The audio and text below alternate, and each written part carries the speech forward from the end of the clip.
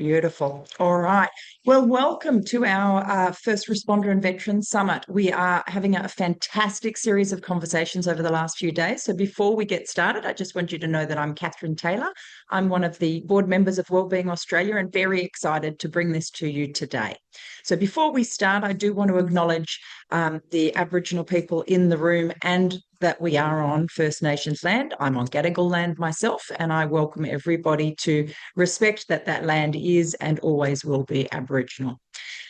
Today, we're going to bring a fantastic conversation that I always feel is a critical one in terms of us understanding where we're at and where we're going in that line of service and how we recover and build ourselves as we move forward to the next space. So the beautiful Mark Latham is actually helping to provide us with some insight around moral injury and where it's coming from, but really importantly, how we can plan forward. So Mark, thank you and welcome for joining us today. Yeah, it's great to be here. Thanks, Catherine. The main feedback we've had throughout this and prior summits is very much around how people can equip themselves. So very excited to hear from you today. I might let you introduce yourself a little bit more because I'm sure that you are well positioned to tell us how you're sharing your experiences to be able to provide those solutions. Yeah, great. Thanks again for the invitation, and thanks for coming along and showing your interest in the topic. So my name is Mark. I am a former police officer, former firefighter, ambulance chaplain, and disaster manager. I completed a doctoral research into moral injury in emergency workers 2 years ago, and do a lot of work in terms of working with organisations that they can be better. And so a lot of my focus on my work is recognising that moral injury opens the door to organisational and leadership type of interventions. But today we're going to focus more on what it looks like for us to understand what moral injury is and how we might protect ourselves in that. So I have some screens to share with you. And you should have that now. Moral injury, what is it? And how can we possibly prevent it? Moral injury brings in a different paradigm and a way of thinking about the distress that particularly military, first responders, medical workers and others in caring professions might feel as a result of their work. It comes into an environment where wellbeing has a number, in those contexts, has a number of assumptions. One of those assumptions, firstly, is it's some sort of kind of failing in individuals, that if you had been a bit more resilient, done a bit more yoga and been to more cupcake morning teas, we might not be in this problem. But it largely focuses on an individual and trying to fix individuals. As I said, my main focus is helping organisations and leaders to be better, but today there are some things that we can do. So this is a quarter of the focus that is needed from moral injury. It's also the current wellbeing system is very focused on trauma exposure in these kinds of industries, that you've seen something traumatic and that is the cause of distress. Research is increasingly showing that that is not the case, that it's actually the organisational context that we're in. The current model looks at what could be called a biopsychosocial framework. And as Australia has stretched and moved away from religion, it somehow also threw out the spiritual baby with the religious bathwater. And those spiritual realities are something we're going to talk a little bit about today, which are those transcendent things that make us us. We're also very reactive to events in our wellbeing system. I certainly know within the first responder industry, when a major traumatic event occurs, that we tend to send the experts in. This moral injury allows us to be much more preventative, both personally and organisationally. And finally, we tend to measure things poorly. We tend to not go, has this intervention actually reduced depression, anxiety, post-traumatic stress at 6 and 12 months, like we might in a normal healthcare kind of setting. We tend to measure whether or not someone liked a course and whether they intend to do better in the future. And so we have a number of problems in the system. And moral injury has come in and it has changed the system and said, let's stop blaming the fish for dying in polluted water. we might look at these poor fish and go, oh, they haven't looked after their well-being well enough. But we want to look at larger systemic and organisational things that are going on. And as I said, that is the primary focus of my work. But this today is really important because we can take measures to protect ourselves from what can be organisational toxicity that can be around us. So what I'm going to do is define moral injury for you quite quickly, a couple of different important definitions.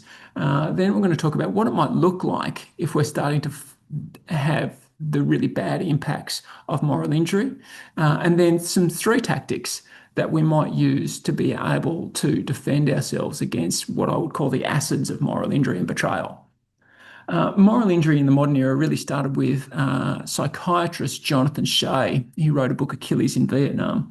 And probably about 15 years after the post-traumatic stress disorder was introduced into the world, he'd been working with veterans from Vietnam for a number of years, and he came to this discovery that PTSD didn't really delve the full depths of what these veterans were going through. And he said they can usually recover from what they've seen and the terrible things they've done, or had done to them, so long as their sense of what's right has not also been violated.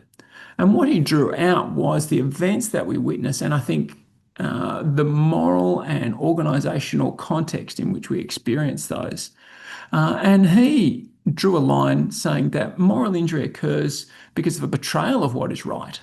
Now, what is right is quite subjective to each of us. We each have our own moral code, and they differ, I think, somewhat like fingerprints. They have many commonalities, but they're all slightly different. And so we define what's right slightly differently. But our sense of betrayal of what was actually right, a leader's command, a way that we performed on the job, the organisational response to us bringing feedback to them, by someone in legitimate authority. And as I said, the leadership and organisational piece is really important. And in a high stakes situation, that can be that trauma kind of context. It can also just be our occupation, that losing our job, I think, or the threat of our reputational harm or being sued for raising concerns, for whistleblowing. Has very high stakes. So although it was originally brought up in the military, it has context much broader than that. A number of years later, Brett Litz and his team described moral injury as the lasting psychological, biological, spiritual, behavioural and social impacts of when we don't do things the way we should, or we witness other people doing them wrong. It might be us seeing a colleague treating a person of interest in a way that sits outside our boundaries, or it might be that in a medical, clinical kind of context that we didn't perform the way we should have, and there was an adverse outcome. So what we have is 3 different stripes of moral injury. There's the betrayal type moral injury, where leaders and organisations don't support us in the way that we would think, and even actively work against us. There's that self-directed one where we don't operate according to our own moral code. And there's a third one where we might witness something else, so an other-directed moral injury, as we call it. So there's 3 kinds of moral injury that are largely recognised within the literature, and which I sort of found in my own lived experience and also in my research. To sum up the difference between moral injury and PTSD in a way that's easy to capture, moral injury is about guilt and shame and outrage at the injustice that's been done to us. And PTSD is more of a fear and anxiety-based disorder. Moral injury will say the world is not fair, while PTSD say the world is not safe. And so in post-traumatic stress, constantly looking for danger, and in moral injury, constantly consumed by injustice. PTSD tends to look forward for danger. It is prospective, what's going to happen. And moral injury is, it looks backward. It's retrospective. It's going, this didn't happen in the way that I wanted to. And so moral injury has many overlaps with post-traumatic stress, but they're some of the big things that we get consumed by this idea of injustice. And moral injury, particularly betrayal type moral injury, has a really deep impact on us when everything that we thought was safe is not as it appeared. Betrayal by its nature is quite ironic. It's only those that we trust that can betray us. An enemy can never betray us. We expect an enemy to act against our good, but we don't expect our friends and our colleagues to act against us. And so it really shakes our worldview. is the world fair anymore? Who can I trust? And when trust is broken, it has a really big impact on the way we act. And this is one of the important differences. And what I want to work in for the next 10 to 12 minutes, I want to talk and then leave some time for questions, is post-traumatic stress. We will talk about intrusive memories. We will talk about change in our reactivity to events and also mood changes. One of the things that Jonathan Shea recognised in his second book called Odysseus in America was that we can lose our sense of character, that the poorly conceived work that is done against us, those actions that we might call not only unethical but immoral, that are done to us, we can lose our trust and start to act in that way, where we can become both morally and psychologically and spiritually aggressive toward others, or really withdraw because we don't know who to trust. And it can really impact our character. And what can happen is that the wrongs that have been done to us or that we perceive have been done to us, we can start to use that to justify things that we might not have thought were appropriate before these things happen to us. And so some people call this the degradation of character. Shea called it the undoing of character. Some people call it ethical fading. And it can lead to things like retributive acts. I didn't get my promotion, therefore I'm justified in doing this.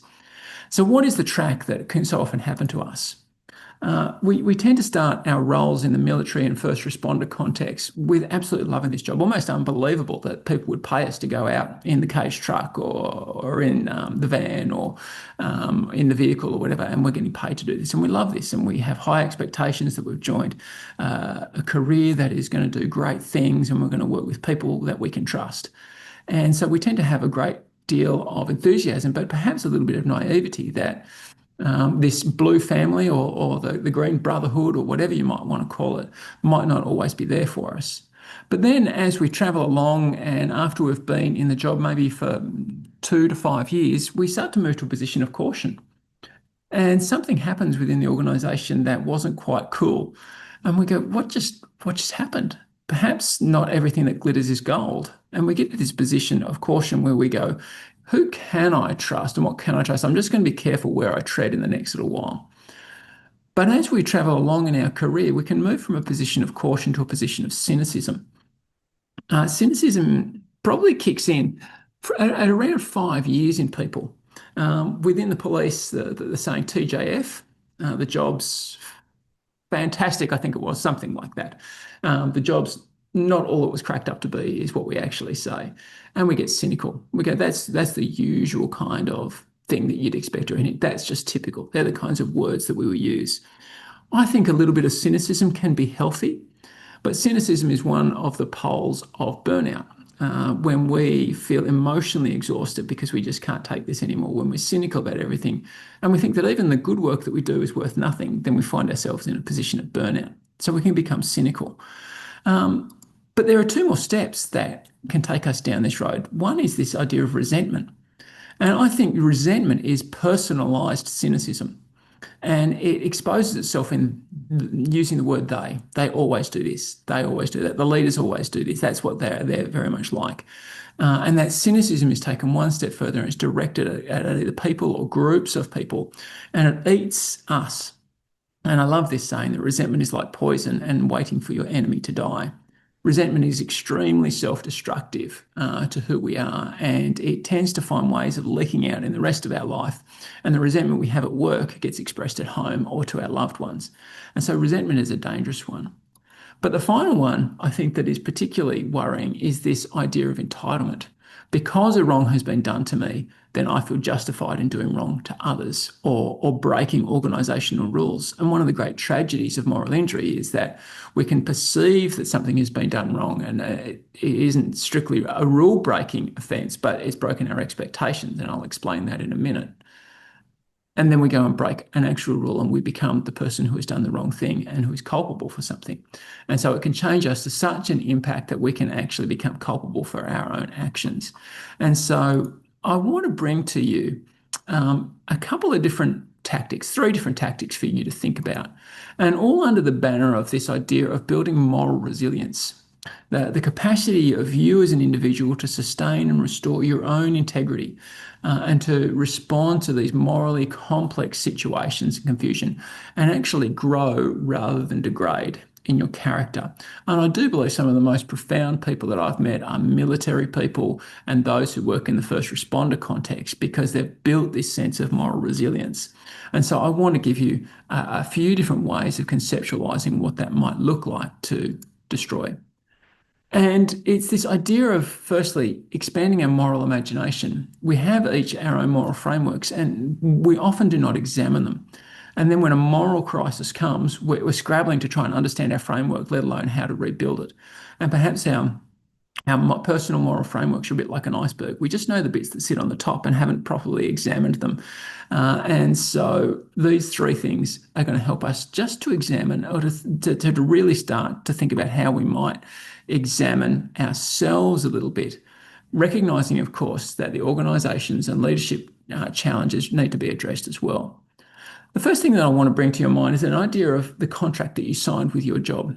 Most of your contracts will be more or less, we're going to pay you every 2 weeks or every month, don't steal stuff and do hard work. That's pretty much most contracts in 2 sentences.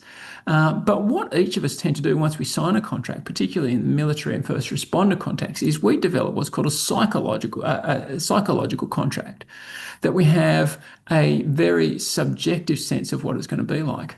I spoke to one paramedic who had this psychological contract that no one was going to die in the back of his ambulance. It didn't take him too long to realise that that was wrong.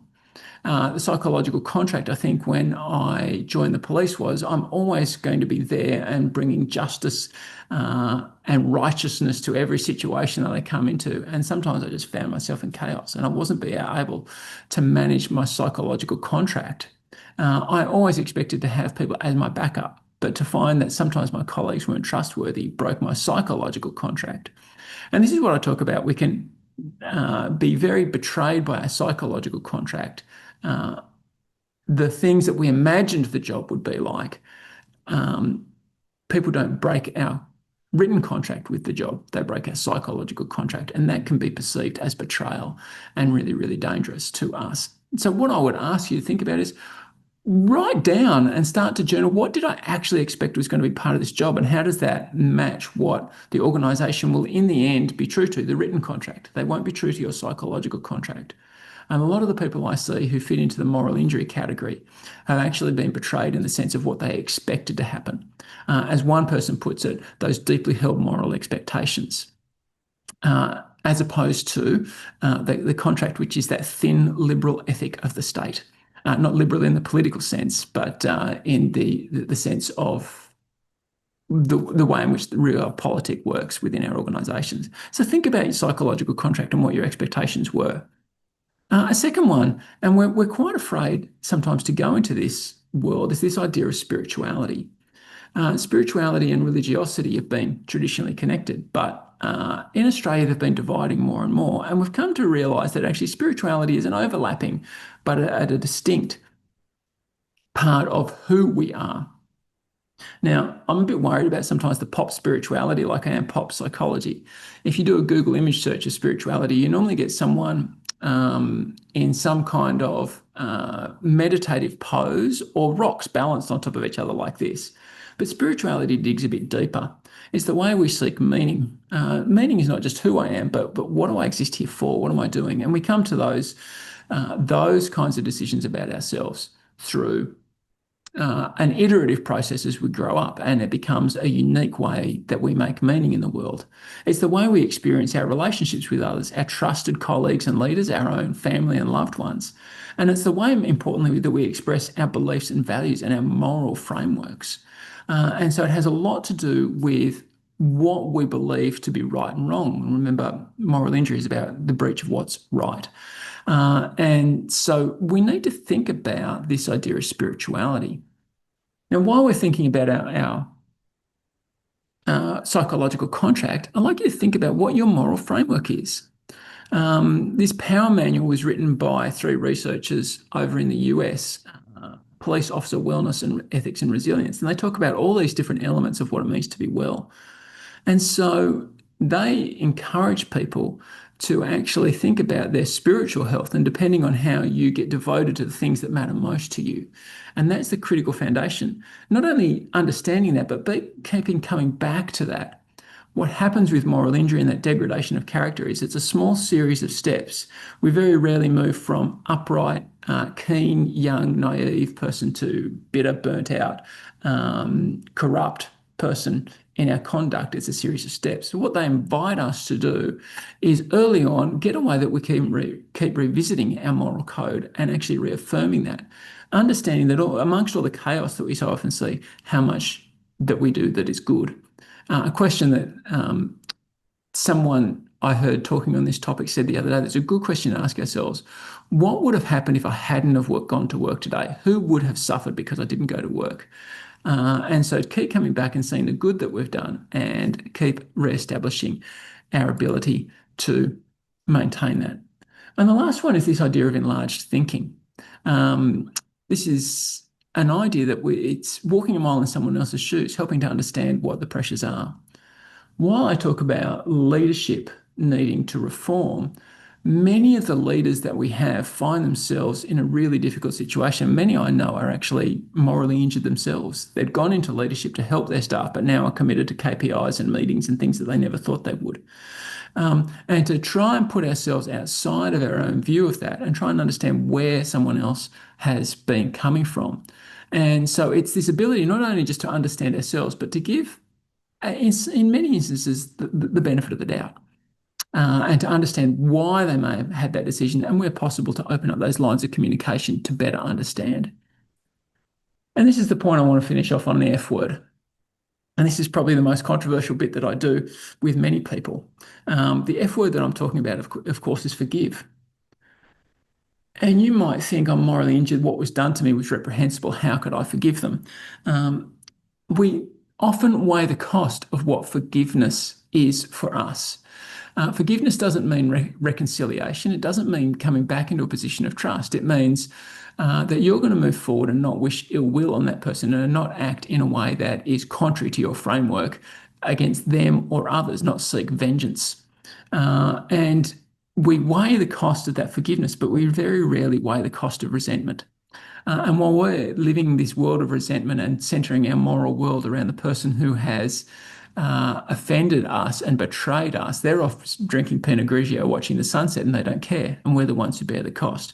Forgiveness, in many ways, is a great release. And so to start that, I want to ask you, have you ever sought forgiveness yourself? It's very good to go, I can give it to other people. I ask this because as a pastor, I had a gentleman in one of my congregations who had become an alcoholic and emotionally abusive to his wife. Story ended well. He reformed. He got arrested for drink driving, and he reformed his ways completely. But I asked him, what do you wish your dad had done? And he said he never said sorry. One of the things that moral injury can do to us is see the wrong in everyone else and fail to recognise that. And I'd ask you to consider, who in your family and your loved ones have you sought forgiveness from in the past? And be the change that you would like to see in the world. And when you're seeking forgiveness, also allow forgiveness to occur to you. When was the last time that those wrong actions that you have done, that you're beating yourself up for, you've allowed other people's forgiveness, or even that kind of idea of a transcendent forgiveness to come to you? And I think this actually circles back, and Nelson Mandela has this great quote that this reconciliation, it's a spiritual process, requires more than a legal framework. It has to happen in your hearts and minds. And so this has been a very quick run over of moral injury. There's much more that could be said, much more depth. There is a conference coming up in May next year in Launceston, the Australian New Zealand Moral Injury Conference. I'll be speaking there. There's going to be some great speakers. You may be interested to dig more into that. But that's the end of my presentation.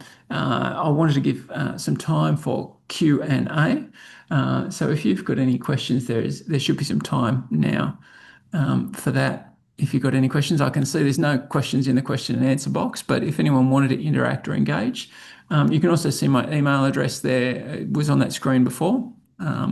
If anyone wanted to engage with me further on that. Yeah.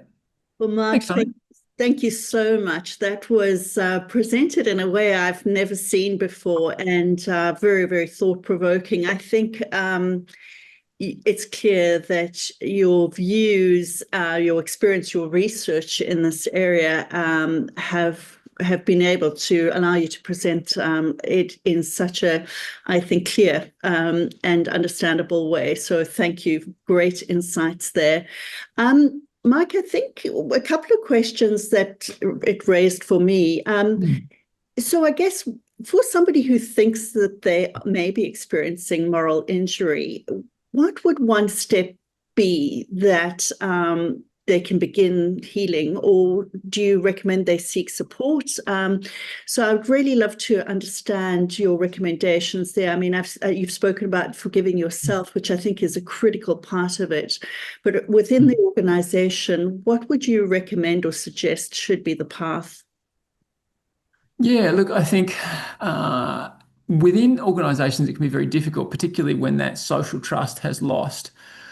I think it's finding the people that you do trust, helping them to, getting them to help you to unpack who you are and what you've lost as a result of that. We tend to have in our organisations, they talk about accountability. Accountability is we're going to hold someone accountable. I like to think about accountability in a slightly different way. Sidney Dekker is a researcher that I really respect, but he talks about accountability as being able to give your account. And sometimes we feel like we've been silenced. And the organisation might give us representatives who can help us, but we don't trust them. My recommendation is find the person you trust and allow yourself to give your account of what has actually occurred. And in that way, you start to understand yourself and understand others a little bit more. And someone who has curiosity and someone that you trust, whether they're part of the organisational wellbeing framework or someone that you know in your own world who has your back. Wow. Yes, absolutely. And I think that really builds on to sort of my next question to you is, what does a morally healthy organisation look like from the ground up? A morally healthy organisation? Is there such a thing, and what would it look like? No, there was actually a research paper that came out a little while ago, I think called a Delphi study, where they got a whole bunch of experts on organisational culture and moral injury to put in their sense worth. And it's one that is open. I think it's one that inculcates what's called a just culture algorithm. It takes a less punitive approach to its workers and it's more inclined to learning from error rather than blaming people for error. It's one in which leaders are engaged to be able to help people, and they have good communication and openness, active listening and empathy for those that they manage. And that sits under this just culture algorithm. That's really important. I think is really helpful. Yeah, Mark, we've got a few questions coming through. So some on the chat and some. So the first is from Pete Gare. Another brilliant presentation, Mark. Your thoughts on how prevalent you found quality trauma-informed care, response training, and subsequent awareness in the sector at leadership level and amongst frontline personnel? Yeah, those trauma-informed care amongst leaders. I think that there are some frameworks where people are trying to help that to occur, but it can be quite programmatic, and those leaders are stuck in the fact that they're not getting that from higher levels or from regulators. In some industry, the regulator can actually be the biggest problem because they're not inculcating that and recognising the pressure they put on those leaders. I think that trauma-informed care and giving people that agency. I sometimes think of it like hostage negotiations, pastoral care. That is my methodology for how I work with people. It's about active listening and also empathy. Hostage negotiation, the top two skills are empathy and active listening, enabling our leaders to be able to listen well, to respond well, to communicate well. I think we're at a new entry point in how we do that. I also think just one other point in organisations, it's ones that take the new psychosocial risk regulations that are across Australia now. They operationalise the things that people perceive as betrayal really well. but they start to take that in a collaborative sense and actually take those stresses really importantly. They look at the organisational stresses, not just the stress the work brings to people as well. So that's, yeah, there's a number of things there. Wonderful. Another question here is a little more, please, on forgiveness. Are you talking about actually approaching the person, the perpetrator, or is it really more of a silent conversation? That's really hard to gauge, I think. It depends on the position of them. I think forgiveness, like Mandela says, it starts in our heart and our soul. It's a changed framework of our own mind. I think Wolf has five, who talks about this expanded thinking, has a 5-step pace towards reconciliation, and it may not occur. One of them is remembering truly, and that's that being able to tell. And then there's forgiveness and going, I can move to a point where I don't wish them the harm that they have done to me. That I'm not going to respond in kind to the thing that has gone to and I'm going to, even when we're brave enough, wish them the best. We hope then that they might repent and actually change their behaviour. If they don't do that, our trust in them needs to be really wary. So forgiveness is not reconciliation, but I think forgiveness is something that happens in our heart. And given their actions, if there's an apology or if they're willing to take their role of responsibility, then I think there's an engagement and we start to move to those next steps. And Wolf is even bold enough to go, we might move to that point after repentance and recompense where it's needed, restorative action and payment back, be audacious enough to even embrace our worst enemy, if all those things have happened. So I think starts there, read the room where they're at before really engaging. Wonderful. And another question, Mike, is I wonder if you have any suggestions of how someone supporting a first responder with suspected moral injury can help as a first step. Yeah, really good question. And we know families and loved ones are absolutely key.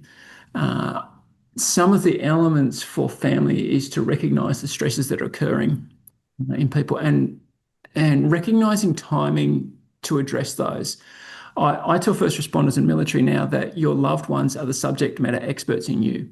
They know what you're like. They see the changes. So I try and encourage first responders and military people to give loved ones the permission to tell them when they've changed, when they're angrier or less angry than they would, or they're more engaged or less engaged than they normally are. And you recognise that. I think the way in which families, particularly, the closest loved ones, either a spouse or a partner, not to address it when someone gets home from work and they're in that state where they're not ready to listen. Kevin Gilmartin has this great thing about the hypervigilance roller coaster. Organise a time that's after they've had a day or two off, and if you see something that's really happening, try and ask what they would like to tell you about the experiences. I've noticed this. It's made me think this. Am I missing something? That's a really good formula. If we've got that trust, to be there to listen without judgment is really important, and then to encourage other help seeking where we recognise it's beyond, and asking, what do you need from me? And that's a trauma-informed principle that families can use, not you're like this, I need you to do. Start with that point of what do you need from me? And at a time that's at least 24 hours after they've clocked off work. Wow. Mark, I feel like we could speak with you for hours. There's so much value and information, and I think just a reminder to ourselves to get you back soon again for another discussion, because this is so prevalent, as you well know, and such an important topic. We've got one more question, a quick one coming through before we close off today is... says, cheers, Mark. Concurred trauma-informed care response. There's so much room for improvement and understanding, and yes, underpinned by empathy-laden framework and very much an active listening approach. Entirely accurate on the psychosocial dynamic too. Work in progress. Wonderful statement. Thank you very much for that comment. Well, thank you so much, Mark. Really do appreciate your time and your expertise and clearly your passion in this area and joining us today. I think I speak on behalf of everybody to say it was incredibly insightful, valuable, and useful. I think on so many levels. A big thank you also to everybody who's dialed in today and for joining us for the session. Before we close, we do want to remind you that if anything raised in today's session has brought back very difficult feelings for you, please know that you're not alone and support is available. We'll leave a slide at the end for just a moment with some mental health and crisis support resources and services in case you or somebody you know may need them. A recording of today's session will be available in the coming days on our website, wellbeingaustralia.com.au or firstresponder.wellbeingsummit.com.au. Well, all that remains is for me on behalf of the team to thank you once again, Mark as our speaker and you as our audience for being part of the First Responder and Veterans Wellbeing Summit. And we look forward to welcoming you all to the next and final session in this year's summit, which will be at noon today, with Rosemary, who will wrap up observations from this week's webinars, and I'm sure will provide us even more to think about, if I know Rosemary. Wonderful. Well, thank you all very much, and look forward to seeing you in the next session.